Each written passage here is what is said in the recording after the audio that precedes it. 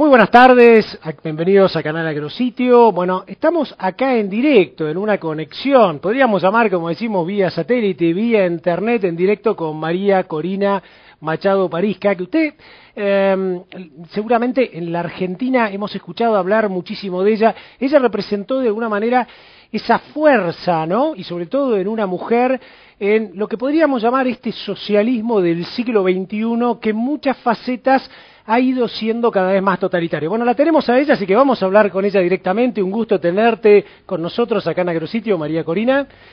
Y la primera pregunta que te hago tiene que ver con, en un momento como este, en el cual Chávez vuelve a ganar, sin lugar a dudas la salud de él tiene bastante a Venezuela candente. La primera pregunta es la oposición, porque todos miramos a Venezuela pensando, bueno, la oposición, ¿cómo se conforma para darle esa seguridad a la población venezolana de que puede haber otra opción de gobierno en Venezuela? Bueno, un placer saludarlos, Ricardo, a todos. Lo principal, en mi opinión, es partir de un análisis profundo y preciso sobre la naturaleza del régimen de Hugo Chávez. Nosotros no estamos enfrentando una dictadura clásica. Esto tampoco es un régimen democrático. Es un régimen profundamente autoritario con una fachada democrática y que progresivamente en estos 14 años ha ido confiscando libertades y derechos y cooptando los espacios de todos los poderes públicos para tener una sociedad al servicio del Estado y donde se van erradicando los espacios, los contrapesos en una sociedad y la autonomía en una sociedad. En este contexto hemos acudido ya a 19 procesos electorales en estos 14 años del régimen chavista. Y han sido procesos que el gobierno ha utilizado para darle una fachada de legitimidad a ese régimen que ya no es democrático. Y la realidad es que nos costó entender esta dinámica y aún a muchas personas fuera de Venezuela no terminan de comprender la perversidad del sistema electoral, cómo ha sido configurado, con un control total por parte del Ejecutivo, no solamente del poder electoral, pero de todos los demás actores involucrados. Hay abuso en el registro electoral, en los recursos en la campaña, en la transparencia del proceso y sobre todo hay un esquema de intimidación colectiva que hace que la mitad del país piense que el voto no es secreto, producto de un sistema súper automatizado. Esto nos lleva a asumir los pasados procesos electorales con un gran realismo. Es decir, si seguimos participando como hemos hecho hasta ahora, tiene que ser con un enfoque totalmente distinto que busque cambiar las reglas de juego para que nuestro voto realmente elija. Nos obliga a estar unidos, más unidos de lo que hemos estado hasta ahora, ampliando la unidad a otros sectores, no solamente políticos, pero sobre todo a llamar las cosas por su nombre para que Venezuela y el mundo entienda cuál es la naturaleza de nuestra lucha. María Corina, viendo un poco, ustedes tuvieron elecciones en 3 estados, y en 3 estados gana la oposición, ¿no?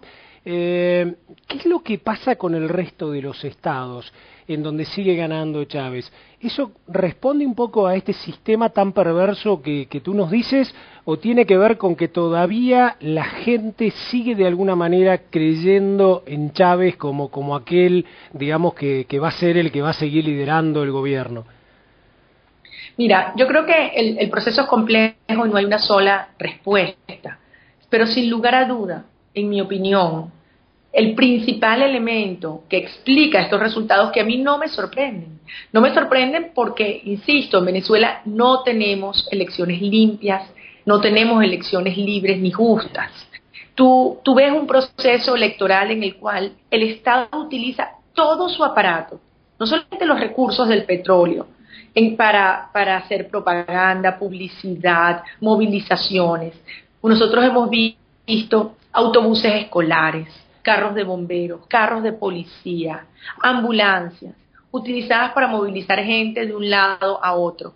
Peor aún, la propia Fuerza Armada venezolana, Hugo Chávez la ha convertido en un instrumento del activismo y del proselitismo político. El 7 de octubre son múltiples los estados en los cuales hemos documentado denuncias de ciudadanos donde fueron a buscarlos a sus casas y le tocaban la puerta. Cuando abrían, es la Guardia Nacional diciéndole: ciudadano, usted no ha votado, venga conmigo. Imagínate el efecto de intimidación que esto tiene.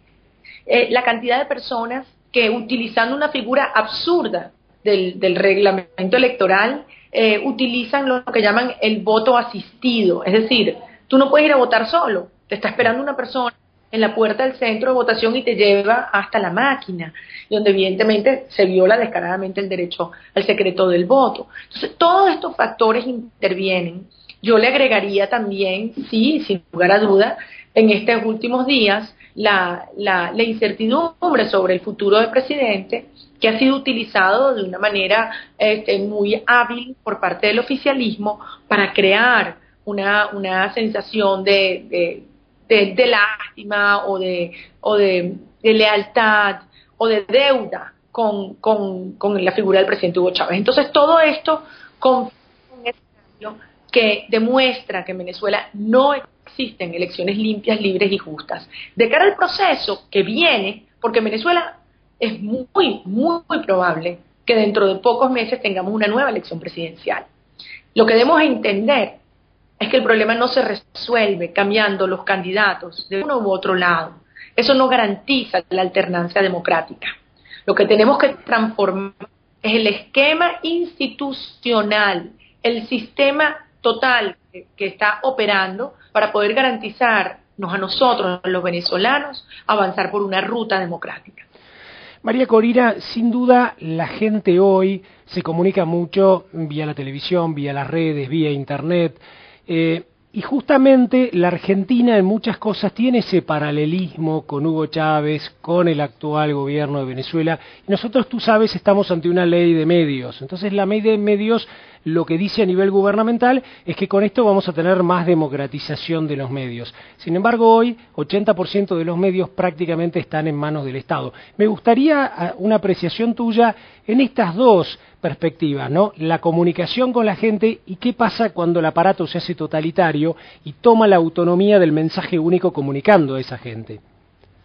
Cuando te escucho utilizar el término hegemonía, obviamente la vinculación y la similitud es total. Yo diría que en Venezuela, y Hugo Chávez lo ha dicho, hay tres hegemonías en marcha: la ideológica, la hegemonía comunicacional y la hegemonía productiva.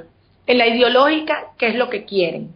Hugo Chávez, con su planteamiento del Estado comunal, claramente lo que dice es que se busca imponer hasta niveles irreversibles el modelo socialista. Y bueno, ya sabemos que su mentor es Fidel Castro, y Fidel Castro dice que socialismo es comunismo. Entonces, dentro de este esquema explícito y detallado en el plan de gobierno de Hugo Chávez para este nuevo gobierno, lo que dice es: el que no es socialista es un enemigo. Usted tiene, para que ser venezolano y para poder tener acceso a los beneficios que ofrece el gobierno, comulgar con la visión socialista, incorporando una figura que llaman aquí comunas, que destruye la descentralización y la distribución geopolítica tradicional que hemos tenido en Venezuela en gobernaciones y alcaldías. Eso en cuanto a la hegemonía ideológica. Por cierto, debo decir, ha habido una decisión reciente que nos tiene realmente indignados a los padres, a las madres, que se refiere a una resolución del Ministerio de Educación que sustituye las sociedades de padres por lo que ellos llaman consejos educativos, los cuales pueden estar controlados por los activistas del Partido Socialista Unido de Venezuela y tienen injerencia en la educación de nuestros hijos. Deciden cuáles son los textos escolares, qué maestros dan clase o qué no, en colegios públicos y privados. Eso en materia ideológica. En materia comunicacional, bueno, allí ni siquiera se cuidan de las formas. Hablan precisamente de eso, de la hegemonía comunicacional y el sistema de medios públicos como un mecanismo para poder, con términos muy hermosos, pues llevarle poder a la gente, la comunicación del pueblo. Lo que busca es esconder la erradicación de la libertad de expresión. No solamente a través de la compra de espacios en todos los medios, sino también de la desarticulación de los grupos o de los medios que pueden ser una amenaza porque son medios importantes de trayectoria y que le llegan a la población en general. Fue el caso de Radio Caracas Televisión, que cerraron en el año 2007, la televisión más importante del país, 34 emisoras de radio muy importantes cerradas en el año 2009 y por supuesto toda la amenaza a los medios que quedan de que les van a quitar sus señales, que les van a quitar sus concesiones o que los van a multar sucesivamente. Y finalmente la hegemonía productiva. Y eso tiene que una de las manifestaciones más dolorosas es lo que estamos viendo precisamente en la industria agroalimentaria. Cómo se ha destruido la capacidad de producción que teníamos los venezolanos en rubros históricos, desde la leche, como el café y como algunos cítricos, papas, etcétera, que además típicamente son de pequeños productores. El caso del café y el cacao es uno de ellos. El gobierno ha ido expropiándole sus tierras y destruyendo por la vía del control de los precios, pero elevando los costos y los insumos, etcétera, ha ido destruyendo la capacidad productiva del país. Hoy el 80% de lo que comemos los venezolanos es importado y esos campesinos y productores están en la ruina. Uno se pregunta, ¿eso es por mala gerencia, porque no le funcionaron sus prácticas? La respuesta es no, eso es intencional. Quieren una sociedad arruinada. Cuando dicen que Hugo Chávez quiere a los pobres, yo digo sí, los quiere pobres, nos quiere bien pobres. Te hago la última, María Corina, y tiene que ver casi, te diría, con que nos cuentes un poco algunos tips, algunos detalles de la experiencia de ustedes de lo que puede ser desde la oposición el conformar una unidad atractiva, una unidad lógica en el mensaje, en el discurso hacia la gente. La presidenta ha tenido 54% del voto y en gran parte porque se ha atomizado la oposición en 5 opciones distintas, con lo cual el principio ese de divide y reinarás sin duda está vigente. ¿Qué están haciendo ustedes en esta construcción de una oposición que logre mostrarse unidas sin tanto protagonismo ni vedetismo, sino tratando en este momento de sacar a Venezuela de este estado, este diagnóstico que tú nos haces? Mira, lo primero que yo te diría, Ricardo, es que no podemos subestimar la naturaleza de estos sistemas. Estos sistemas, estas neodictaduras han ido emergiendo en distintas partes del mundo y tienen un componente totalitario y un componente populista que los hace muy peligrosos. Los venezolanos pensamos que a nosotros, a nuestra democracia, a nuestra generación, esto no nos iba a pasar. Y pasa. De modo que lo primero que yo quisiera transmitirles es que debemos ser muy cuidadosos, sobre todo cuando tenemos instituciones débiles. El Congreso, el Tribunal Supremo de Justicia y la misma sociedad en cuanto a detectar a tiempo estas obvias manifestaciones de autoritarismo, de totalitarismo. De modo que no subestimar es la primera. Mi segunda aprendizaje en estos procesos es tenemos que lograr una unidad, pero que vaya más allá de las expresiones político-partidistas. Yo estoy convencida que se logró la unidad en Venezuela más por la presión que hicimos los ciudadanos sobre los dirigentes que por iniciativa de los propios partidos. Y eso lo que quiero decir es que cada ciudadano tiene la responsabilidad de hacerse escuchar, de exigir. O sea que a veces a mí la gente me dice, bueno, María Corina, si ustedes no se ponen de acuerdo los políticos, se van a fregar, decimos los venezolanos.